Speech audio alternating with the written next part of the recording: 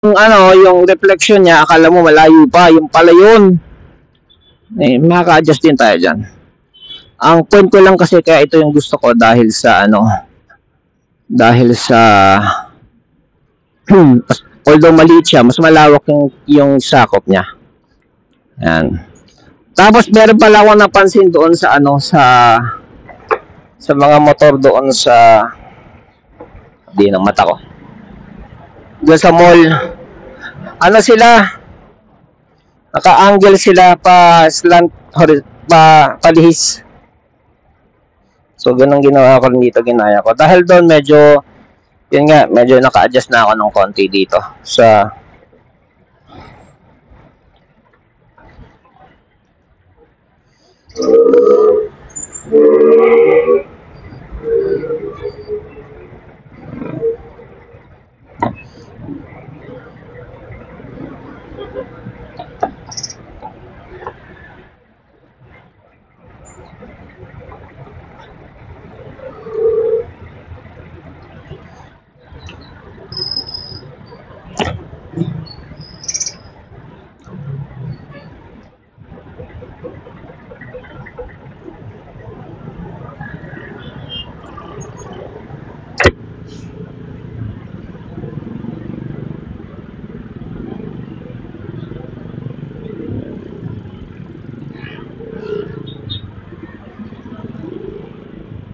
thank you.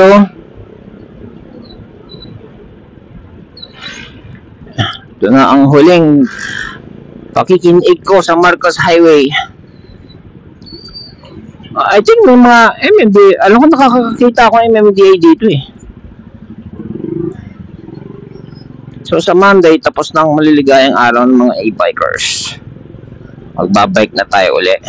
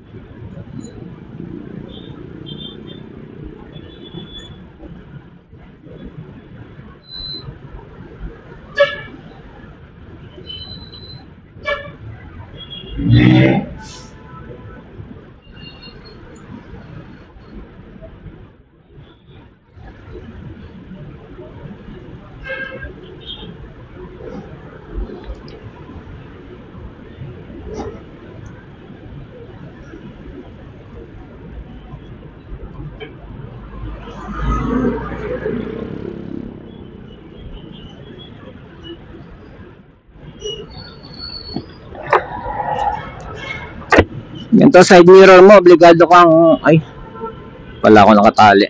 Obligado kang lumingon talaga from time to time to check reality. Reality na malapit. Malapit na yung nasa reflection.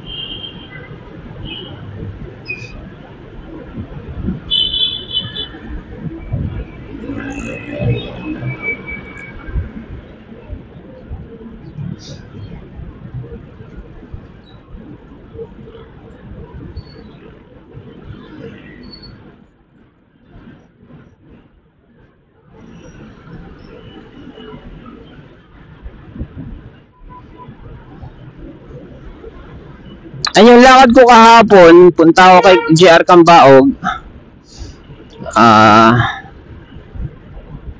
para kumuha ng original na papel nitong motor. That's one. And from Cambaog, dumiretso ako LTO kasi wala na akong chance sa Monday nga. And ang sagot ng LTO, no. Sagot niya, no. Si Cambaog ang papuntahin nyo dito. Sabi niya. Hindi kayo. So, and then I called again to come kasi ilang beses kami nag-uusap ng staff ni Cambaog eh sa phone. Chinat ko sila uli, sabi ko, oh, let's say Kayo talaga. Eh, sabi naman ng staff niya, oh, nilalakad ni boss yan. Sabi niya ganyan. Nilalakad na yun ni boss. Siguro, baka hindi lang yan makukuha sa isang maghapon. Siyempre, kasi magbabacktrack ng kwenta yan eh. Kasi sino yung mga magpapaano, mag-ano ng tax yan eh, sigang baog.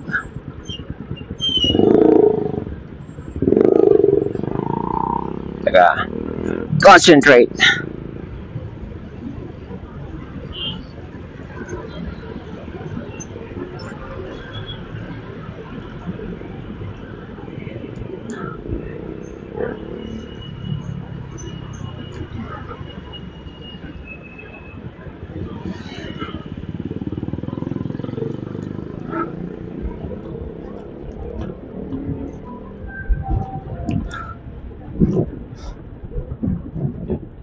Manhit pa rin yung daliri ko. Ah, hindi. Yung kanan pala. Wala pang butas. E baong gunting. So, obligado pala talaga butasin ko. Pinutas ko yung tip na ginanting ko talaga. Literal yung leather. Pinutas ko yung tip ng ng leather. Para makaano yung daliri ko. O, diba? Kakaliwa siya. Ganun yun. Tingin-tingin din.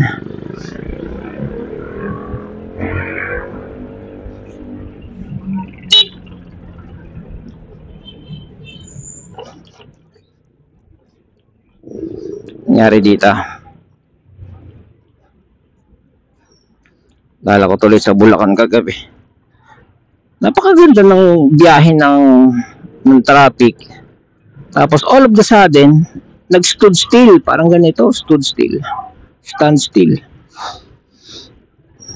Tapos nung medyo umusad-usad pa konti-konti, it turns out na may pumaradang tricycle, bumili lang across the street.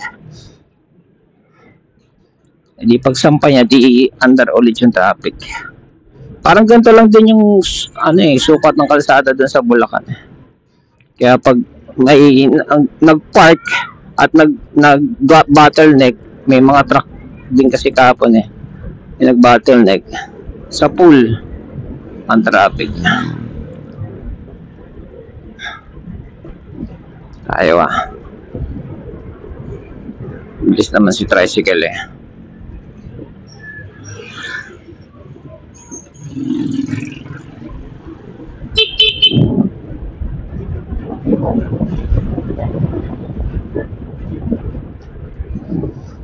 Ewan ko ba for some reason yung IG ko, basta yung mga hindi kasi nati-TikTok eh. Basta may mga shorts ganyan, YouTube shorts ganyan. Yung mga suggestion na siguro dahil yung mga ina-entertain ko, yung mga pinapanood ko. Overtake.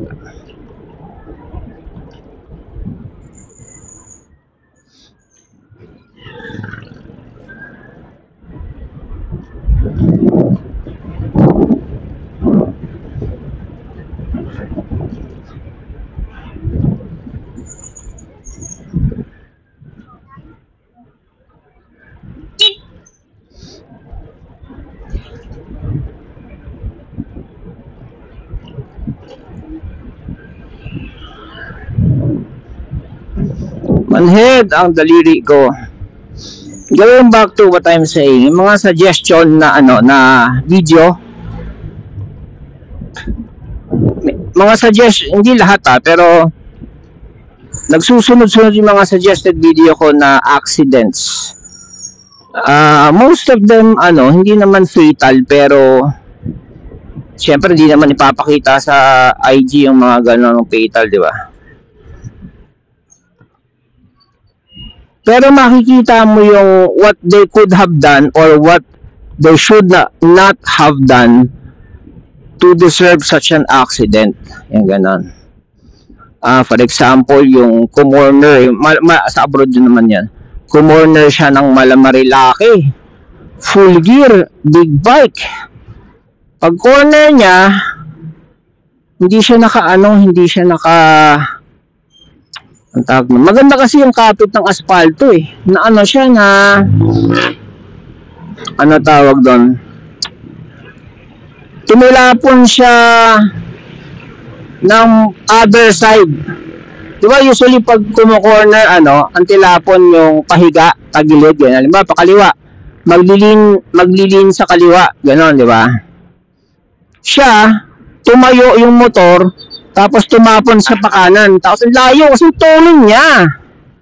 Ang tulong niya para sa corner, and very sharp yung corner. Mala Devils, corner nga sa Marilake. Yung dating blind spot pa. Tumapon siya pa kanan, tapos nag-slide siya ng napakahaba. So, na-save siya ng gear niya. Halos, dahil may kasalubong siya, halos maapakan yung motor niya sa pag-tilapon niya. Halos maapakan yung motor niya. Kasi lumipat nga sa kabila eh. Halos mapatayo siya sa motor niya. Ganun.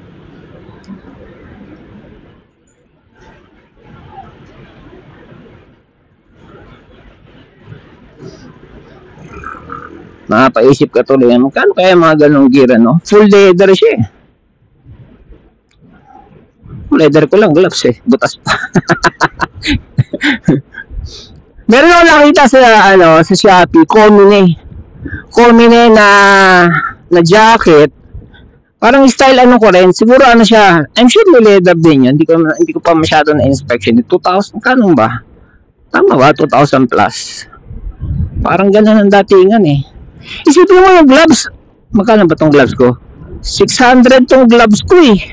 Wala ko lang 700, tapos yung jacket 2,000 lang. Parang hindi yata hindi yata proportional yung presyo. Pero yun yung nakita ko, combine, alis na fake yun.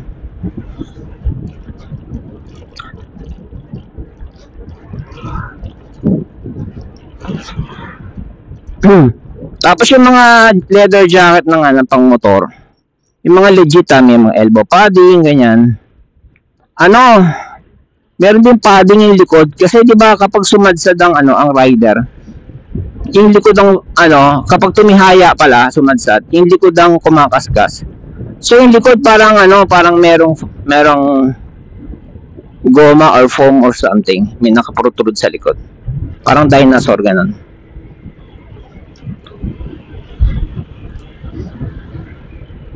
Hindi ko pa pala naasikaso preno nito. Lumalagot ang preno nito para may kailangan higpitan.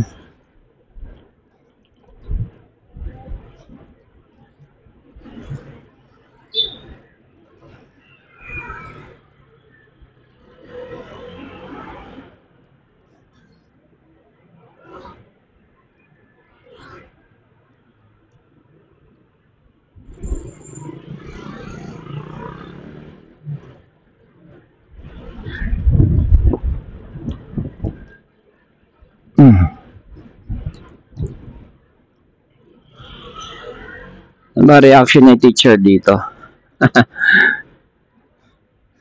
Sa bawal na yung e-bike.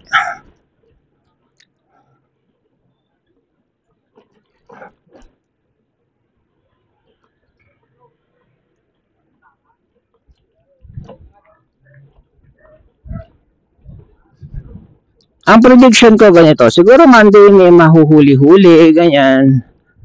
Kakamot ulo, bawal na ba, ganyan. And then, di maraming mahuhuli. Mag-ano yan, magpipik yan. And ang peak niyan, hindi Monday. Kasi, ang peak niyan ganito. So, may mga mahuhuli, pa ilan-ilan. Siyempre, man, kaibig may kibalita yan eh. Ang pakikinggan niyan, yung mga, ako, dumaan ako, wala naman nahuli. May MMDA pa nga eh. Blah, blah, blah, blah, blah, blah. So, kapag yung majority ng may e-bike na talagang atat na gumamit, na makatipid, etc. Nakinig sa ganong balita sa mga GC, sa mga kakilala, kaibigan ngayon. At nagdagsaan sila at sumempo si MMDA. Tapos, yun ang peak na hulihan. Aapaw ang tawag sa ganon. Sino pala katawagan na natin si teacher? Aapaw ang impounding area. Sige, see you later. Nakain lang ako ng Scrabble. Init ng panahon.